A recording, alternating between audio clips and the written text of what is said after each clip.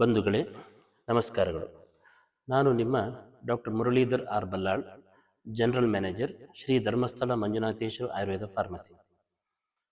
ಇವತ್ತಿನ ಸಮಾಜದಲ್ಲಿ ಒಂದು ಪ್ರಮುಖ ಸಮಸ್ಯೆ ನೋವು ನಿವಾರಕಗಳ ಉಪಯೋಗ ಮತ್ತು ಅದರ ಒಂದು ವಿಷವರ್ತುಲದಿಂದಾಗುವ ಸಮಸ್ಯೆಗಳು.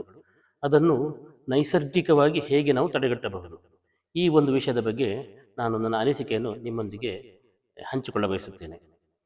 ಇವತ್ತಿನ ನಮ್ಮ ಭಾರತದ ಜನಸಂಖ್ಯೆ ಸುಮಾರು 1.5 ಬಿಲಿಯನ್. ಅದರ ಸ್ಟ್ಯಾಟಿಸ್ಟಿಕ್ಸ್ ನಾವು ನೋಡಿದರೆ 30-40% ಜನರು ನೋವಿನಿಂದ ಬಳಲುತ್ತಿದ್ದಾರೆ.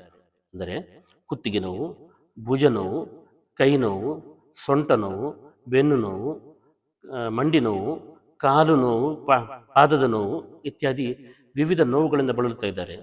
ಇದರ ಒಂದು ತಕ್ಷಣದ ಪರಿಹಾರಕ್ಕಾಗಿ ಆಧುನಿಕ ವೈದ್ಯ ವಿಜ್ಞಾನದ ಮೊರೆ ಹೊತ್ತಾಗ ಅವರಿಗೆ ಸಿಗುವಂಥ ಒಂದು ಉಪಚಾರ NSAIDs ಅಂತ ಹೇಳ್ತೇವೆ. ಅಂದರೆ ನಾನ್ ಸ್ಟೆರಾಯ್ಡಲ್ ಆಂಟಿ ಇನ್ಫ್ಲಮೇಟರಿ ಡ್ರಗ್ಸ್. ಹಳೆ ಕಾಲದಲ್ಲಿ ಟ್ರೆಮಡಾಲ್, ಇವತ್ತಿಗೆ ಸಾಮಾನ್ಯವಾಗಿ ಪ್ಯಾರಾಸಿಟಮಾಲ್ ಅಥವಾ ಡೈಕ್ಲೋಫಿನಾಕ್ ಸೋಡಿಯಂ, ಐಬುಪ್ರೋಫೆನ್ ಅಥವಾ ಕಾಕ್ಸ್ ಇನಿಬಿಟರ್ಸ್ ಇತ್ಯಾದಿ ವಿವಿಧ ದ್ರವ್ಯಗಳಿಂದ ತಮ್ಮ ನೋವನ್ನು ಉಪಶಮನ ಮಾಡಿಕೊಳ್ಳುತ್ತಾರೆ. ಖಂಡಿತ ಹೌದು. ಆದರೆ ಇದರ ಒಂದು ದೀರ್ಘಕಾಲೀನ ಉಪಯೋಗದಲ್ಲಿ ನಮ್ಮ ಹೊಟ್ಟೆಯ ಜಠರದ ಒಂದು ಪ್ರೊಟೆಕ್ಟಿವ್ ಲೇಯರ್, ಪ್ರೋಸ್ಟಾಗ್ಲಾಂಡಿನ್ಸ್ ಅಂತ ಹೇಳ್ತೇವೆ, ಅದರಲ್ಲಿ ಸಮಸ್ಯೆ ಉಂಟಾಗಿ, ಕೊರತೆ ಉಂಟಾಗಿ ನಿಧಾನಕ್ಕೆ ಗ್ಯಾಸ್ಟ್ರಿಕ್ ಸಮಸ್ಯೆ ಉಂಟಾಗುವಂಥದ್ದು. ಅಂದರೆ ಹುಳಿ ತೇಗು ಬರುವಂಥದ್ದು, ಎದೆಯಲ್ಲಿ ಬೆಂಕಿ ಬಂದಂತಾಗುವಂಥದ್ದು, ಜೀರ್ಣ ಸಂಬಂಧಿ ಸಮಸ್ಯೆಗಳು, ಹೊಟ್ಟೆಯುಬ್ಬರ ಇತ್ಯಾದಿ ವಿವಿಧ ಸಮಸ್ಯೆಗಳು. ನಾನು ಇನ್ನಿತರೆ ಸೈಡ್ ಇಫೆಕ್ಟ್ಸ್ ಬಗ್ಗೆ ಮಾತನಾಡ್ತಾ ಇಲ್ಲ, ಬಟ್ ಸಾಮಾನ್ಯವಾಗಿ ಗ್ಯಾಸ್ಟ್ರಿಕ್ ಸಂಬಂಧದ ಬಗ್ಗೆ ಇವತ್ತು ಮಾತನಾಡ್ತಾ ಇದ್ದೇನೆ. ಇದರಿಂದಾಗಿ ಪುನಃ ವೈದ್ಯರ ಬಳಿ ಹೋದವಾಗ ವೈದ್ಯರು ಸಾಮಾನ್ಯವಾಗಿ ಹಿಂದಿನ ಕಾಲದಲ್ಲಾದರೆ ಎಷ್ಟು receptor blockers, gastric anti gastric drugs ಅಂದರೆ ರ್ಯಾನಿಟಿಡಿನ್, ಫ್ಯಾಮಿಟೋಡಿನ್ ಇತ್ಯಾದಿಗಳು. ಇವತ್ತಿನ ಕಾಲದಲ್ಲಿ ಪ್ರೋಟಾನ್ ಪಂಪ್ ಇನ್ಹಿಬಿಟರ್ಸ್, ಉದಾಹರಣೆಯಾಗಿ ಈ ರ್ಯಾಬಿಪ್ರಜಾಲ್, ಒಮಿಪ್ರಜಾಲ್ ಇತ್ಯಾದಿಗಳನ್ನು ನೀಡುವಂಥದ್ದು ಕ್ರಮ. ಇದರಿಂದ ಈ ಹೊಟ್ಟೆಯಲ್ಲಿಯ ಗ್ಯಾಸ್ಟ್ರಿಕ್ನ ಒಂದು ಆಮ್ಲೀಯತೆ, ತೀವ್ರತೆ ಕಡಿಮೆಯಾಗಿ ಗ್ಯಾಸ್ಟ್ರಿಕ್ನ ಸಮಸ್ಯೆ ಕಡಿಮೆಯಾದಂತೆ ಆಭಾಸವಾಗುತ್ತದೆ. ಖಂಡಿತ ಹೌದು.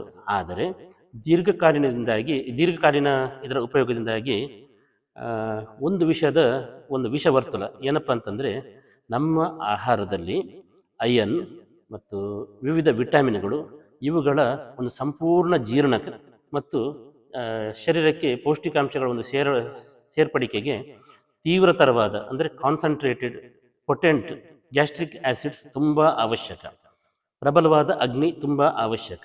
ಈ ಅಗ್ನಿಯು ಮಂದವಾಗುತ್ತಿದ್ದಂತೆ ಈ ಅಯನ್, ವಿವಿಧ ಖನಿಜಗಳು, ವಿವಿಧ ವಿಟಮಿನ್ಗಳು ದೇಹಕ್ಕೆ ಲಭ್ಯವಾಗದಿದ್ದಲ್ಲಿ ಇದು ಪುನಃ ಧಾತುವನ್ನು ವೀಕ್ ಮಾಡುವಂಥದ್ದು, ಇದರಿಂದಾಗಿ ಪುನಃ ಗಂಟು ನೋವು ಜಾಸ್ತಿ ಆಗುವಂಥದ್ದು.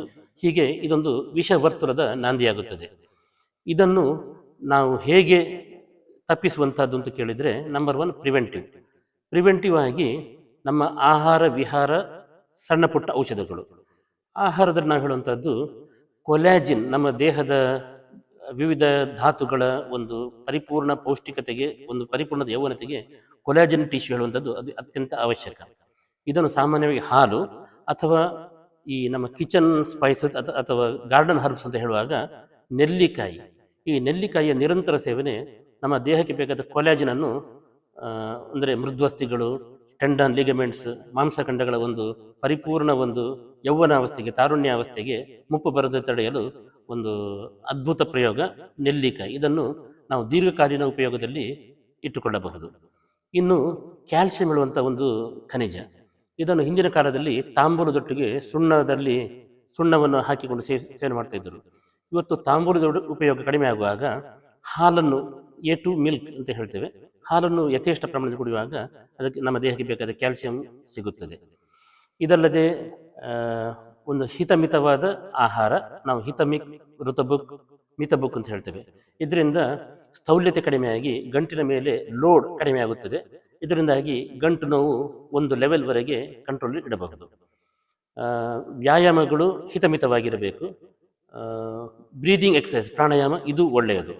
ಇನ್ನು ಸಿಂಪಲ್ ಹೋಮ್ ರೆಮಿಡೀಸ್ ಅಂತ ಮಾತು ಬಂದಾಗ ಈ ನೋವಲ್ಲಿ ಒಂದು 2-3 ವಿಧವನ್ನಾಗಿ ನೋಡುತ್ತೇವೆ.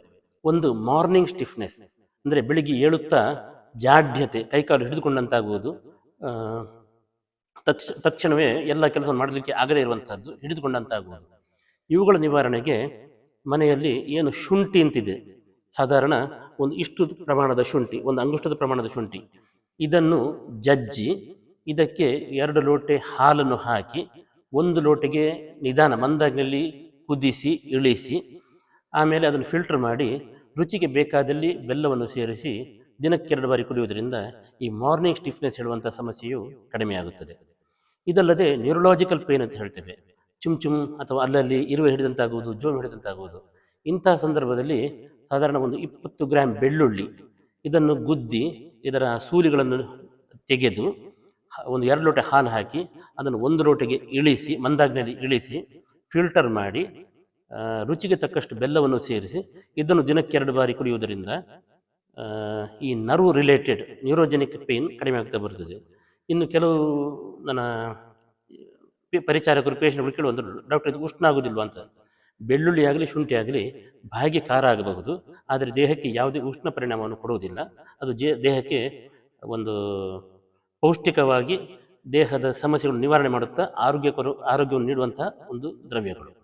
ಇದಲ್ಲದೆ ಇನ್ನೊಂದು ಕಿಚನ್ ಹರ್ಬ್ಸ್ ಅಲ್ಲದೆ ಗಾರ್ಡನ್ ಹರ್ಬ್ಸ್ ಅಂತ ಹೇಳ್ತೇವೆ. ಅದನ್ನು ನಮ್ಮ ಕನ್ನಡದಲ್ಲಿ ಲಕ್ಕಿ ಗಿಡ ಅಂತ ಹೇಳ್ತೇವೆ, ನಮ್ಮ ಸಂಸ್ಕೃತ ಭಾಷೆಯಲ್ಲಿ ನಿರ್ಗುಂಡಿ ಅಂತ ಹೇಳ್ತೇವೆ, ಸಸ್ಯಶಾಸ್ತ್ರೀಯವಾಗಿ ವೈಟೆಕ್ಸ್ ನೆಗುಂಡು ಅಂತ ಹೇಳ್ತೇವೆ. ಇದು ಸಾಧಾರಣ ಒಂದು 20-25 ಎಲೆಯನ್ನು ಕಲೆಕ್ಟ್ ಮಾಡಿ ಜಜ್ಜಿ ಅದಕ್ಕೊಂದು 3-3.5 ಲೋಟೆ ನೀರು ಹಾಕಿ ಅದನ್ನು ಸಾಧಾರಣ 1 ಲೋಟೆಗೆ ಮಂದಾಗ್ನಿಯಲ್ಲಿ ಇಳಿಸಿ ಅದನ್ನು ಫಿಲ್ಟರ್ ಮಾಡಿ ಬಿಸಿಯಾಗಿ ರುಚಿಗೆ ತಕ್ಕಷ್ಟು ಪ್ರಮಾಣದಲ್ಲಿ ಬೆಲ್ಲವನ್ನು ಸೇರಿಸಿ ದಿನಕ್ಕೆ 2 ಬಾರಿ ಸೇವನೆ ಮಾಡುವುದರಿಂದ ನೈಸರ್ಗಿಕವಾಗಿ ನೋವುಗಳು ಹಂತವಾಗಿ ನಿವಾರಣೆ ಆಗುತ್ತಾ ಬರುತ್ತವೆ. ಇದನ್ನು ಬಳಸಿ ಫೀಡ್ಬ್ಯಾಕ್ ನಮಗೆ ಕೊಡಿ, ನಾವು ಸಂತೋಷ ಪಡುತ್ತೇವೆ. ನಮಸ್ಕಾರಗಳು. ಯಾವುದೇ ಸುದ್ದಿಯ ಅಪ್ಡೇಟ್ ಅನ್ನ ಮಿಸ್ ಮಾಡ್ಕೊಳ್ಬಾರ್ದು ಅಂದ್ರೆ ಈಗ್ಲೇ ಒನ್ ಇಂಡಿಯಾವನ್ನ ಸಬ್ಸ್ಕ್ರೈಬ್ ಮಾಡಿ. ನಿಮಗೆ ಬೇಕಾದ ಭಾಷೆಯಲ್ಲಿ ಎಲ್ಲಾ ಸುದ್ದಿ ತಿಳಿಬೇಕು ಅಂದ್ರೆ ಒನ್ ಇಂಡಿಯಾ ಆಪ್ ಅನ್ನ ಡೌನ್ಲೋಡ್ ಮಾಡ್ಕೊಳ್ಳಿ.